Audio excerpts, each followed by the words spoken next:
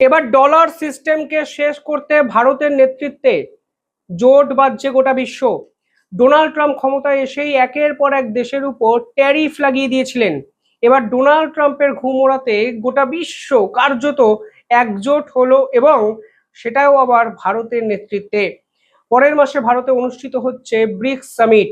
আর এই ব্রিক্স সামিটে অংশগ্রহণকারী দেশগুলো আলটিমেটলি আমেরিকার ডলারকে চুরমার করার যে স্বপ্ন দেখছে, সেই স্বপ্নের দিকে এক ধাপ এগিয়ে যাবে, সেরকমই কিন্তু রিপোর্ট সামনে এসছে।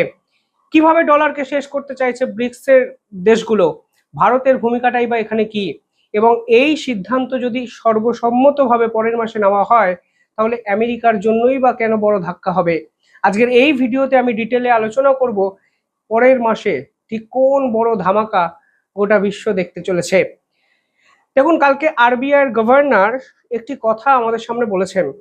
সেখানে বলা হয়েছে যে ভারত এই মুহূর্তে ফাস্ট পেমেন্ট সিস্টেম এবং সেন্ট্রাল ব্যাংক ডিজিটাল কারেন্সিকে একসঙ্গে জুড়ে এমন এক পেমেন্ট গেটওয়ে সিস্টেম তৈরি করতে চাইছে, যাতে ভারতের নিজস্ব যে মুদ্রা, তার মূল্য যেন আন্তর্জাতিক স্তরে বাড়ে। দেখুন, ব্রিক্স সামিটে অংশগ্রহণকারী দেশগুলো কিন্তু এই একই জিনিস চায়। দিনের পর দিন আন্তর্জাতিক স্তর ডলারের মাধ্যমে ব্যবসা বাণিজ্য করতে বাধ্য হয়েছে। এতে ডলারের মূল্য কিন্তু অনেকটা বেড়ে গেছে। যখন ডলারের উপর নির্ভরশীলতা বিভিন্ন দেশের বেড়েছে, ঠিক তখনই আমেরিকা যেভাবে পেরেছে ডলারকে কাজে লাগিয়ে একের পর এক রাষ্ট্রের উপর কিন্তু স্যাংশন চাপিয়ে দিয়েছে। প্রধানত রাশিয়া প্রথম আন্তর্জাতিক স্তরকে বলেছিল এই ডলার সিস্টেমকে শেষ করার দরকার আছে, কারণ আমেরিকা যখনই চেয়েছে তখনই রাশিয়ার ব্যবসা বাণিজ্য বন্ধ হয়ে গেছে। কারণ রাশিয়া যে সকল রাষ্ট্রের সঙ্গে ব্যবসা বাণিজ্য করত, তার সবকটাই ছিল পার্টিকুলারলি সুইফট ডলার সিস্টেমকে কাজে লাগিয়ে। পরবর্তীকালে মিডল ইস্টের একাধিক রাষ্ট্রের উপরও কিন্তু আমেরিকা স্যাংশন লাগিয়ে দেয়।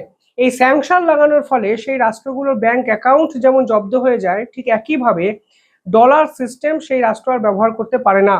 ফলে আন্তর্জাতিক স্তরে ব্যবসা বাণিজ্য কিন্তু তারা আর করতে পারে না, এবং বিশাল পরিমাণে অর্থনৈতিক ক্ষতির সামনে আমেরিকার এই স্যাংশন সেই সকল রাষ্ট্রগুলোকে ফেলে। যদি ডলারের বদলে বিভিন্ন রাষ্ট্র নিজস্ব কারেন্সিতে ব্যবসা বাণিজ্য করতো, মানে ধরুন আমি রাশিয়ার থেকে কিছু কিনবো, আমি রুপির মাধ্যমে রাশিয়ার থেকে এই জিনিসটি কিনলাম, রাশিয়া যদি আমার থেকে কিছু কেনে, তাহলে রাশিয়ার মুদ্রা রুবেলের মাধ্যমে কিছু কিনবে আমার থেকে।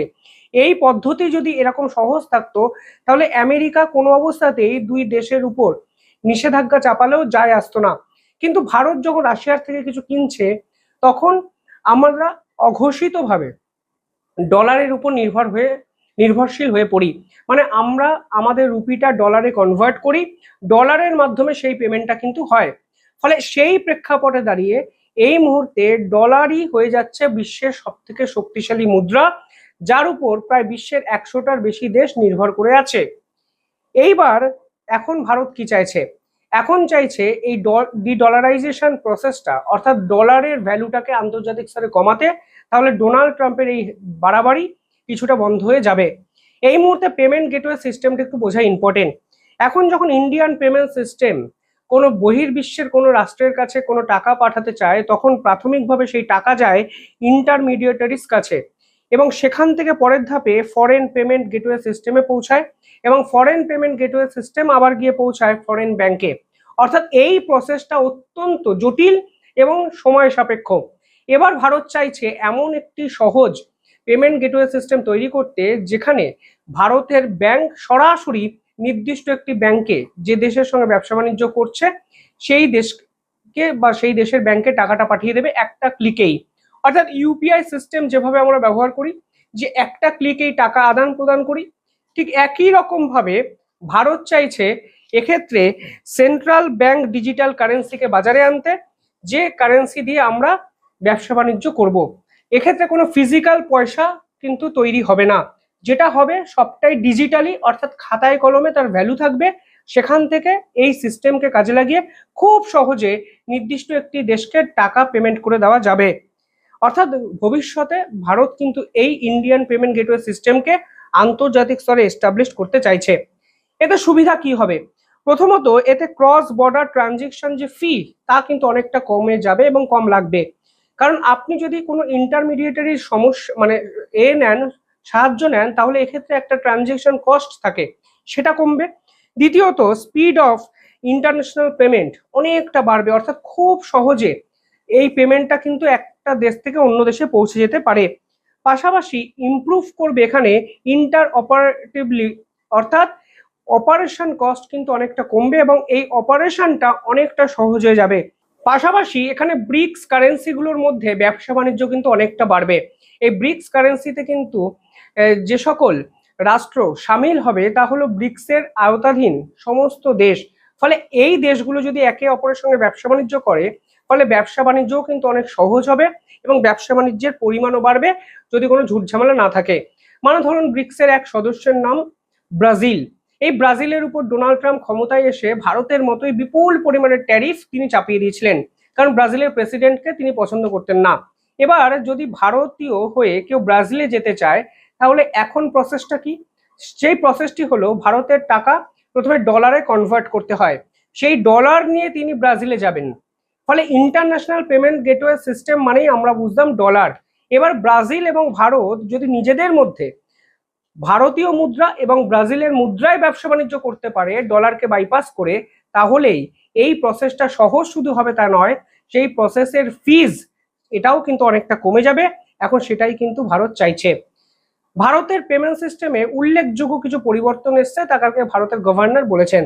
ইউপিআই সিস্টেম আমাদের কাছে চলে এসছে এবং আমার দৃঢ় বিশ্বাস এই ভিডিও যারা দেখছেন তাদের মধ্যে হয়তো 70% লোকই এখন ইউপিআই ব্যবহার করে কিছু পেমেন্ট করেন।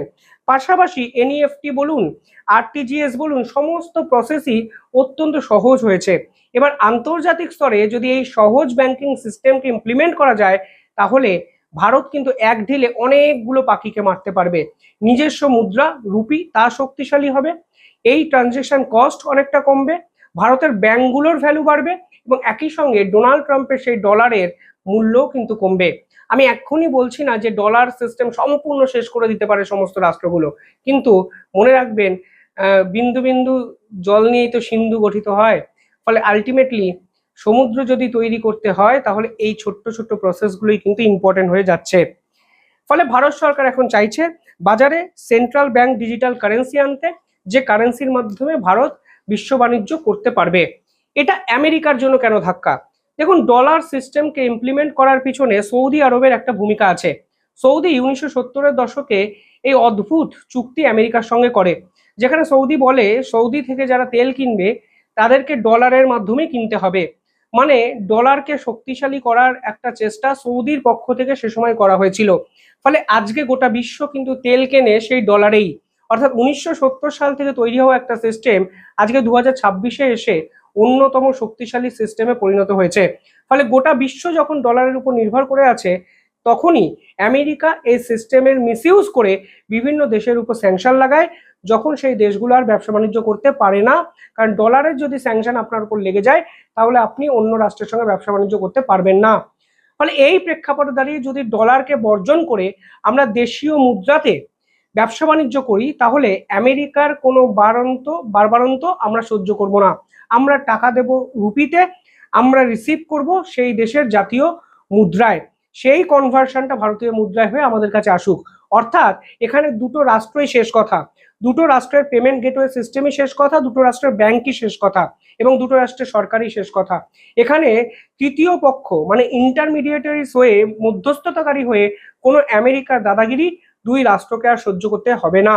আর এটাই কিন্তু ভারত চাইছে পরের মাসে হতে চলা ব্রিক্স সামিটে ফাইনাল একটা আউটপুট হিসাবে আন্তর্জাতিক স্তরের সামনে নিয়ে আসতে। এবং সেটা যদি হয়, ডোনাল্ড ট্রাম্পের কাছে কিন্তু নিঃসন্দেহে বড় ধাক্কা হবে। কারণ ডলার যদি শক্তিশালী না থাকে, তাহলে আমেরিকার অর্থনীতি কিন্তু বড়সড় চ্যালেঞ্জের মুখে পড়বে। দেখুন, একদিনে হবে না, কিন্তু একদিন হয়তো এই ডলারাইজেশন প্রসেস কিন্তু সম্পূর্ণভাবে চুরমার হয়ে যাবে, যেভাবে ভারত একত্রে বিশ্বের বিভিন্ন শক্তিশালী রাষ্ট্রগুলোকে নিয়ে জোট বাঁধতে শুরু করলো। যাই হোক, কমেন্টে কিভাবে দেখছেন পুরো বিষয়টি কমেন্টে